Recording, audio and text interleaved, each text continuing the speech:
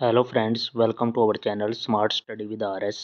आज के लेक्चर के अंदर हम सीईटी की जो सीरीज हमने स्टार्ट की हुई है उसके अंदर प्रैक्टिस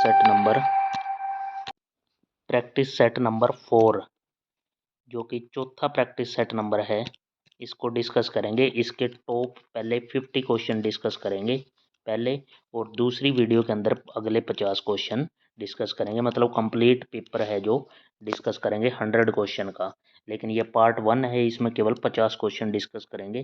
तो स्टार्ट करते हैं बिना किसी देरी के कि पहला क्वेश्चन क्या आया हुआ है इस प्रैक्टिस सेट के अंदर। रेफ्रिजरेटर में कौन सी गैस प्रयुक्त होती है? तो इसका आंसर हो जाएगा फिरौन गैस होती है, फिरौन गैस। ये रेफ्रिजरेटर फ्रिज के अंदर यूज होती है। ए ऑप्शन राइट हो जाएगा।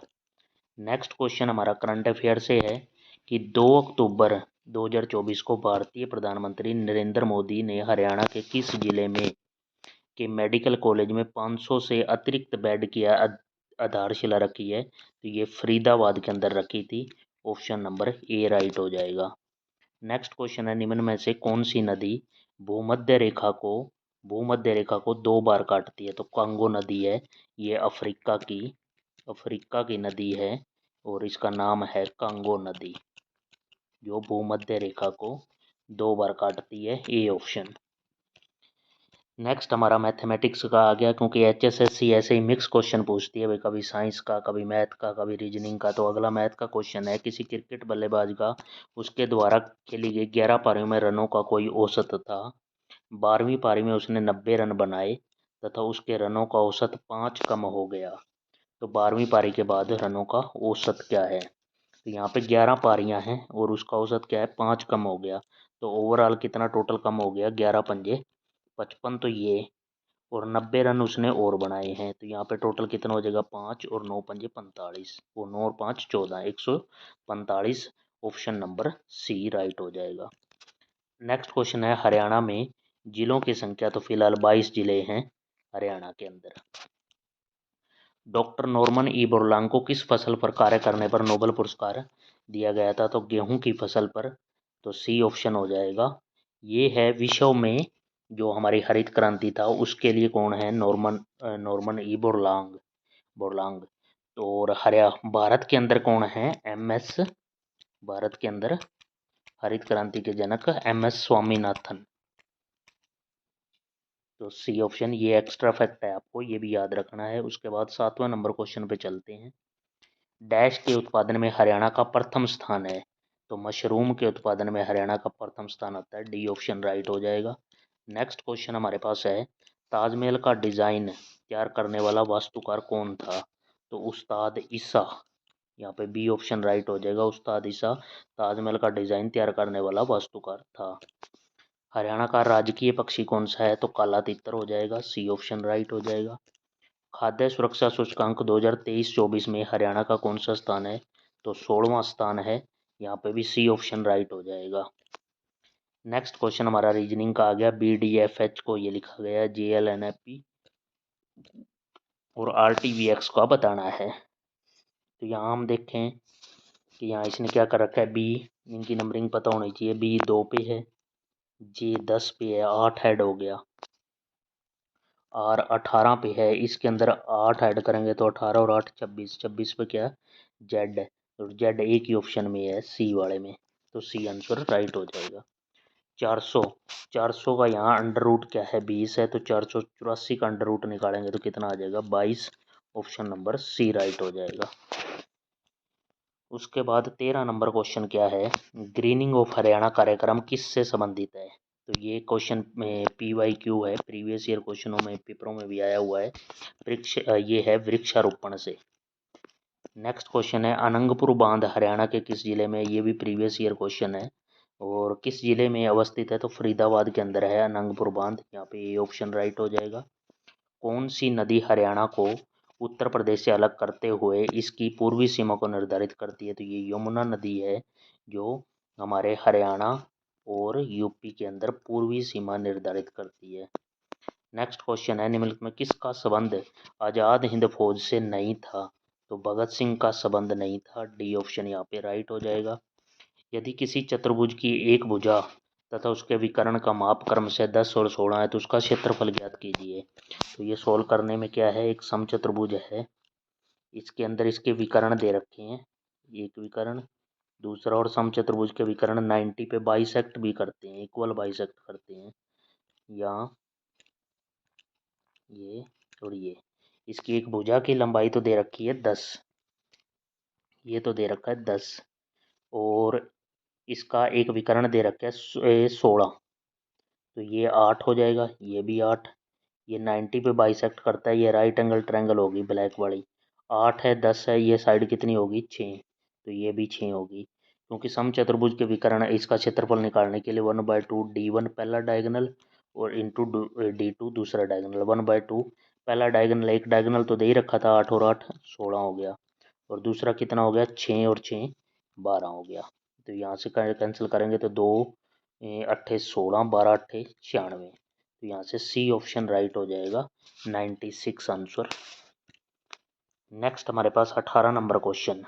18 नंबर क्वेश्चन में क्या है, हरियाणा का पुरातन नाम, पुराना नाम है जो हरियाणा, हरियाणा नाम का उद्भव किस में पाया गया है, तो ऋग्वेद है, ये हमारा सबसे प्राचीन वेद भी है, यहाँ पे बी ऑप्शन राइट हो जाएगा। किसी वस्तु का क्रय मूल्य उसके विक्रय मूल्य के 80% के बराबर है तो लाभ होगा, जैसी लैंग्वेज है वैसा ही लिख दो, किसी वस्तु का क्रय मूल्य उसके विक्रय मूल्य के 80% के बराबर है, 80 का 80% मतलब 4/5, यहाँ से CP/SP निकाले तो वो क्या आ जाएगा 4/5। 4 रुपए की चीज़ 5 में बेचेंगे कितने, एक का प्रॉफिट किस पे, CP पे, 1/4, 1/4 को क्या लिख सकते हैं 25%, ऑप्शन नंबर डी हो जाएगा राइट।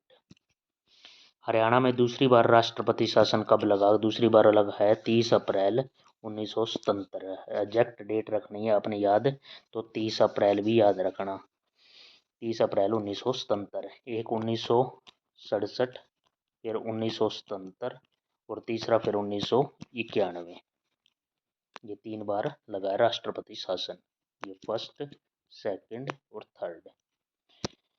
नेक्स्ट, एक परमाणु के 3 आधारभूत अवयव कौन कौन से हैं, तो उसमें प्रोटॉन, न्यूट्रॉन और इलेक्ट्रॉन, ये परमाणु के आधारभूत अवयव होते हैं। अगस्त 2024 में फ्रांस में आयोजित पेरिस पैरालंपिक 2024 में हरियाणा के खिलाड़ियों के कुल कितने पदक थे, तो 8 पदक थे, ए ऑप्शन यहाँ पे राइट हो जाएगा। हरियाणा में बच्चों की स्थिति सुधारने के लिए डैश कार्यान्वित किया गया है, तो एकीकृत बाल विकास परियोजना, ए ऑप्शन यहाँ से राइट हो जाएगा, बच्चों की स्थिति सुधारने के लिए। जीन युग्मों में नहीं पाए जाते, नहीं पाए जाते युग्मकों में, जीन युग्मों में नहीं पाए जाते युग्मकों में, यहाँ पे ए ऑप्शन यहाँ पे राइट हो जाएगा।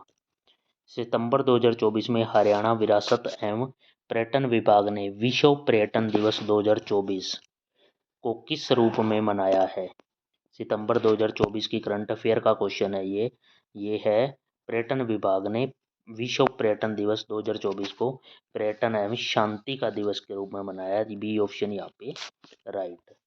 26 है, आकाशवाणी रोहतक की स्थापना पूछी गई है, तो 8 मई 1976, बी ऑप्शन यहाँ पे बिल्कुल राइट हो जाएगा, याद रखना 8 मई 1976। ब्रह्म सरोवर तीर्थ किस स्थान पर है, तो कुरुक्षेत्र के अंदर है, यहाँ पे भी बी ऑप्शन राइट हो जाएगा। नेक्स्ट क्वेश्चन हमारे पास है, निम्न में से कौन सा मौर्य वंश का अंग नहीं है, तो बिंदुसार, चंद्रगुप्त मौर्य और एक मौर्य वंश का है अशोक, फेमस जो राजा रहे हैं। अजात शत्रु मौर्य वंश से संबंध नहीं रखता, ए ऑप्शन यहाँ पे राइट हो जाएगा। नेक्स्ट हमारे पास 29 नंबर क्वेश्चन क्या है, 29 है, एक विक्रेता ने 14 रुपए के भाव से 5 नींबू बेचता है जिससे उसे 40% का लाभ होता है, उसने 1 दर्जन नींबू कितने रुपए में खरीदे, तो यहाँ से हम क्वेश्चन सोल्व करेंगे तो 14 रुपए के भाव से 5 नींबू बेचता है, यानी कि SP कितना है 14 है, और 40% का प्रॉफिट है, तो इसको देखते हैं 40% प्रॉफिट, 40 इस मतलब क्या हो गया यहाँ पे, कैंसिल करेंगे तो 2/5, इसका मतलब हो गया CP 5 रुपये था, 2 रुपये का प्रॉफिट, और SP हमारा कितना हो गया 7 रुपये, जबकि एक्चुअल में SP की वैल्यू कितनी है 14, 7 की वैल्यू 14, तो 5 की वैल्यू कितनी होगी 10, ठीक है। अब उसके बाद क्या है, ये 14 रुपये जो की बात जो कर रहा है, 14 रुपये में क्या है 5 नींबू। तो एक नींबू का अगर हम भाव निकालें यहाँ पे, तो इससे डिवाइड 5 करेंगे तो यहाँ 5 दूनी 10, 2.8।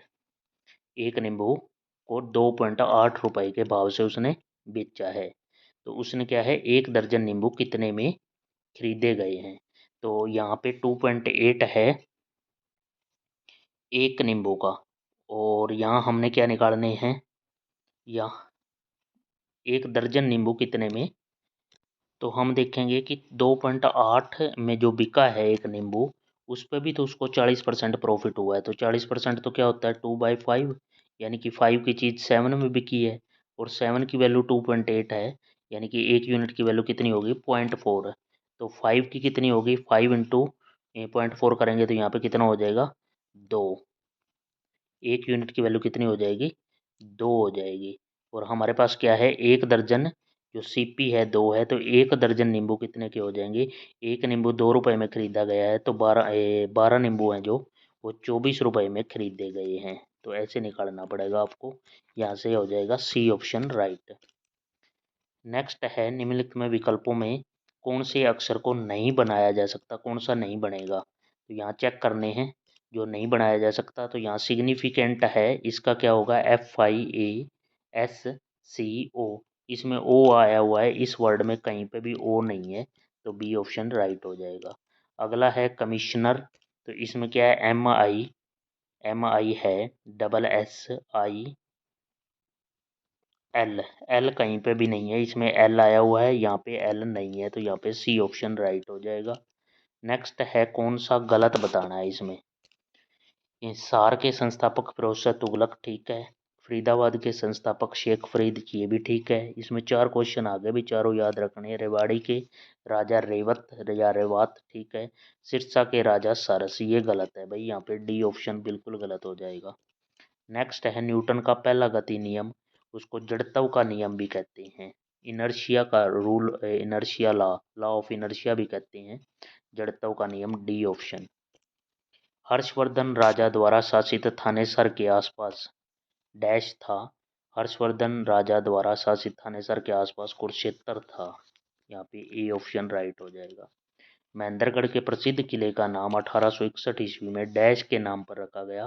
तो ये राजा मोहिंदर के नाम पर, मोहिंदर सिंह के नाम पर रखा गया था। उनके पिता नरेंद्र सिंह ने ये अपने पुत्र मोहिंदर सिंह, इसके नाम पर हमें महेंद्रगढ़ का जिले का नाम रखा गया है। तो यहाँ पे नरेंद्र मनिंदर इनमें से कोई नहीं आएगा, डी ऑप्शन यहाँ पे राइट हो जाएगा डी। कोई फर्म 1000 मूल्य के नए शेयर सीधे व्यक्तियों को बेचती है, इसका क्या प्रभाव होगा। कोई फर्म 1000 रुपये मूल्य के नए शेयर सीधे व्यक्तियों को बेचती है, तो सकल राष्ट्रीय उत्पाद पर कोई प्रभाव नहीं पड़ेगा। यहाँ पे डी ऑप्शन बिल्कुल राइट हो जाएगा डी।